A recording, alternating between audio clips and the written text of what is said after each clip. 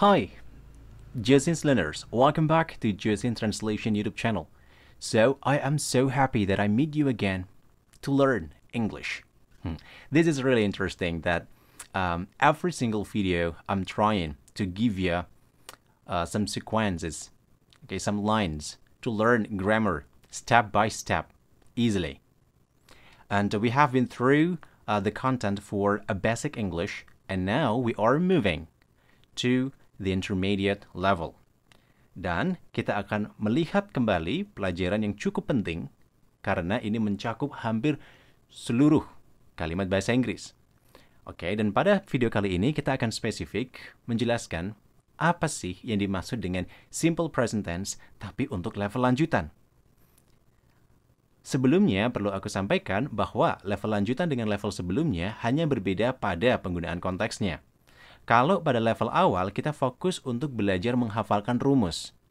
Kira-kira kalimatnya seperti apa? Benar atau tidak? Gitu. Tetapi untuk level lanjutan ini, kita fokus pada penggunaan konteksnya. Kira-kira simple present tense ini digunakan dalam waktu kapan saja. Nah, ini menjadi penting. So, I hope that you are ready. So, let's get started. Simple present tense for intermediate English grammar.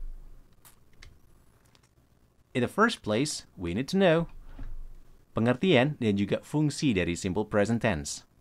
Kita menggunakan simple present tense ini sederhananya merujuk pada apapun yang bersifat umum. Okay, underline this phrase. Apapun yang bersifat umum. Sesuatu yang terjadi sepanjang waktu atau rutin. Dan sesuatu yang benar-benar umum benar adanya. Sebenarnya, dari kalimat ini sudah bisa kita tebak kapan saja kita menggunakan simple present tense. Contohnya nih ya, Santo is an editor, but now he is in the rest. He is not editing photos, but he edits the photos. Okay, Santo is an editor, but now he is in the rest. He is not editing photos, but he edits photos. Di sini sebelumnya ada is not editing. Kemudian di sini hanya he edits saja. Perbedaannya apa? Perhatikan terjemahannya. Santo seorang editor. Tapi dia sekarang sedang istirahat. Dia tidak sedang mengedit foto. Hanya saja dia kerjanya mengedit foto. Yang pertama, he is not editing. Ini fokus pada proses yang sedang dilakukan. Jadi proses secara spesifik waktunya. Tidak sedang mengedit foto. Oke ya, tapi ketika kita bilang menggunakan he edits, menggunakan simple present tense, kita menunjukkan bahwa pernyataan ini adalah pernyataan umum. Maka kita bisa bilang, dia kerjanya mengedit foto. Saya mau memberitahu kalau si Santo ini kerjaannya ngedit foto, gitu. Jadi dari satu kalimat dengan dua tenses berbeda ini, saya harapkan kalian bisa memahaminya. Yang pertama tadi present continuous, fokus pada fokus yang sedang dilakukan. Tetapi, dengan he edits the photos, kita memberikan pernyataan umum saja. Aku cuma mau ngasih tahu loh, gitu. Kemudian, untuk struktur kalimatnya, apa sih yang menjadi karakteristik dari simple present tense? Yakni additional S. Imbuhan S pada kata kerjanya. Oke. Tetapi, kata kerja ini yang menambahkan imbuhan S tidak berlaku untuk semua subjeknya, hanya untuk subjek orang ketiga tunggal. He, she, it. Jadi, untuk subjek I, you, we, they, oke, itu menggunakan kata kerja dasar. I planned, we look for, you work, they work. Seperti itu. Berbeda, he plans, she looks for, it works. It's different, okay? And don't forget bahwa S ini memiliki arti. Yakni artinya apa? Umum dan merujuk pada waktu sekarang, gitu. Atau kita merujuk kepada konteks yang tidak terikat dengan waktu sekalian, gitu. Oke ya. Jadi remember this. Okay, he plans, she looks for, it works. Untuk susunan kalimatnya nanti akan kita jelaskan di bagian yang lain. Nah, sekarang kita harus perhatikan konteksnya. Kira-kira dalam konteks apa saja?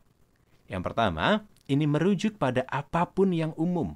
Pada apapun yang umum. Atau pada konteks apapun yang umum.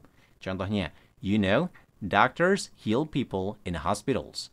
Kamu tahu, para dokter menyembuhkan banyak orang di rumah sakit.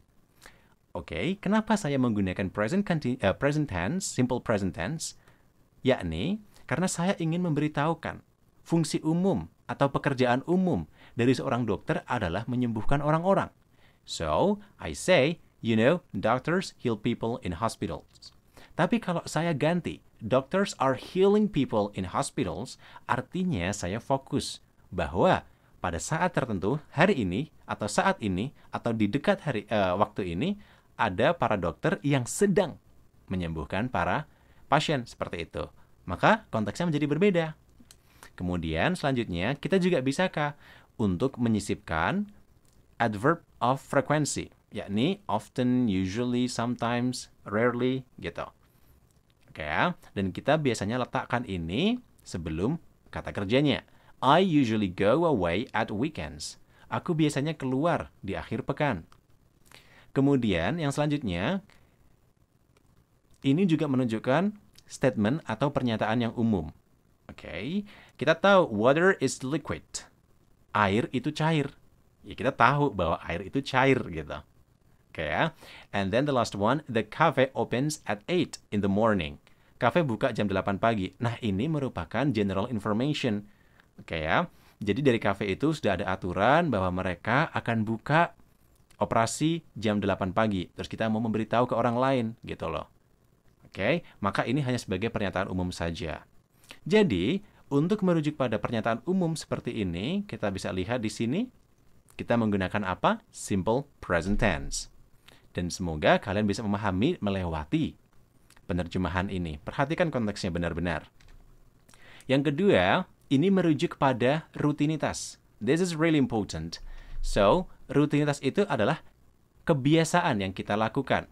For example, I wake up at 4 every morning.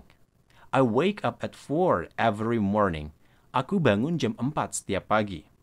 Oke, ini adalah bentuk rutinitas. Dari sisi konten, dari sisi arti, ya kita selalu tidur. Oke, setiap hari.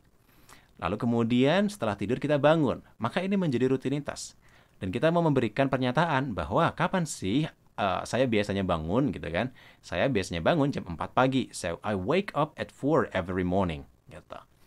Kemudian, selanjutnya, apabila di sini ada konteks kalimat negatif, kita bisa gunakan does di sini. Ini sebagai auxiliary verb-nya. She doesn't drink coffee very often. She doesn't drink coffee very often. Dia tidak sering minum kopi. Okay. She doesn't drink coffee very often. Dia tidak sering minum kopi. Jadi saya mau memberikan satu penjelasan bahwa pernyataan umum ini merujuk pada kebiasaan si dia, perempuan ini, dalam minum kopi gitu. Sering nggak gitu. And I would say, she doesn't drink coffee very often. Dan yang ketiga, Sarah goes on holiday twice a year. Sarah goes on holiday twice a year. Sarah pergi liburan 2 kali dalam setahun. Jadi Sarah ini pergi liburan sebagai agenda rutin tahunan. Berapa kali? 2 kali. So, Sarah goes on holiday twice a year. Ketiga kalimat ini semuanya merujuk pada rutinitas. Kemudian yang ketiga, simple present tense juga merujuk pada ungkapan janji. Remember, appointment. Dan beberapa ekspresi lainnya. Contohnya, I promise, I won't do it anymore. Not I'm promising. Jadi tidak gunakan saya sedang berjanji. No, tapi Anda atau kalian ini merujuk pada eksklamasi, oke, atau seruan bahwa kalian ingin berjanji. So, I promise I won't do it anymore. Aku berjanji aku tidak akan mengulanginya lagi atau melakukannya lagi. Kemudian, do you agree we split the bill? Oke, jadi do you agree we split the bill? Apakah kamu setuju? Oke, kita bayar sendiri-sendiri gitu. Oke ya. Nah, ada beberapa kata kerja yang menunjukkan konteks serupa, yakni ungkapan janji. Seperti promise, dan ekspresi lainnya seperti advise, menasehati, insist, meminta dengan paksa, agree, menyetujui, refuse, dan menolak. Oke. Jadi, kata kerja yang memiliki arti consensus, konsensus atau kesepakatan, kita gunakan simple present tense. Kemudian, perhatikan yang terakhir di sini, yakni dalam konteks kalimatnya, kita tahu tadi semua itu menggunakan kalimat yang positif. Dan apabila kita ingin menggantinya ke dalam kalimat yang negatif, ada yang perlu diperhatikan. Jadi tidak serta-merta kita tambahkan not. Itu tidak. Tetapi kita harus menyesuaikan auxiliary-nya, yakni auxiliary do dan auxiliary does. Untuk kalimat negatif dan kalimat pertanyaan sebenarnya sama saja, tetap auxiliary do dan does di sini dipakai. Apabila subjeknya itu I, we, you, they, jadi I orang pertama, we orang pertama banyak, you orang kedua, baik satu tunggal maupun jamak, dan they orang ketiga jamak, kita gunakan do dan kita tambahkan not, sehingga kita gabungkan menjadi don't. I don't plan. You don't look for. They don't work. Gitu. Oke ya. Kemudian untuk subjek orang ketiga tunggal, kita gunakan does. He doesn't plan. She doesn't look for. It doesn't work. Oke. Alright. Nah, perbedaannya, kalau sebelumnya pada kalimat positifnya, setiap subjek he, she, it, kita tambahkan s. Ya, di sini. Looks for, plans, and works. Karena ini sudah masuk, s-nya ini pindah ke sini. Alright, maka kita hilangkan. Jadi, kata kerjanya akan membentuk form yang basic, yang sederhana, seperti itu. Begitu juga dengan kalimat pertanyaan. Kita tahu bahwa kalimat pertanyaan, karakternya sederhana. Auxiliary verb kita pindahkan sebelum subject. So, do we plant? Do you look for? Artinya apakah? Do they look for? Nah, apakah mereka mencari? Seperti itu. Kemudian, does he plant? Apakah dia menanam? Does she look for? Apakah dia mencari? Ya kan? Does it work? Apakah itu bekerja? Seperti itu. Maka ini clear. Oke? Jadi jangan sampai salah. Ini berfungsi dan berlaku untuk setiap kata kerja asli. Seperti itu. Nah, untuk kalimat nominal tidak kita jelaskan di sini. Oke? Walaupun sama-sama simple present tense. Kita hanya fokus pada simple present tense yang menggunakan kata kerja asli. Contohnya di sini, I don't know her. Do you know her, Tan? Gitu. Aku nggak kenal dia. Apakah kamu mengenalnya, Tan? Gitu. Aku nggak mengenalnya. Apakah kamu mengenalnya, Tan? Gitu. I don't know her. Do you know her, Tan? Gitu. Kemudian, Melissa, my sister, doesn't hang around very often. Melissa, my sister, doesn't hang around very often. Melissa, saudariku, tidak sering nongkrong. Gitu. Maka, karena konteksnya kita memberikan informasi umum, kita gunakan simple present tense. Kemudian, what does this poetry mean? Apa maksud puisi ini? What does this poetry mean? Apa maksud puisi ini? Jadi, maksudnya apa? Gitu. Ini memberikan pertanyaan yang bersifat umum juga. Nah, itu adalah penjelasan berkaitan dengan penggunaan simple present tense dalam konteks level lanjutan. Semoga dengan ini kalian bisa lebih memahami kapan kalian bisa menggunakan simple present tense dan kalian semakin yakin bahwa, okay, that my statement is more understandable by learning this. Itu saja yang bisa kita jelaskan dan kita akan ketemu lagi di video yang lain, teman-teman. Pokoknya, keep up with the josintranslation.com. Okay, and don't forget to visit www.josintranslation.com. You are going to get a lot of materials for English learning, specifically for Indonesian students. So, see ya in the upcoming video.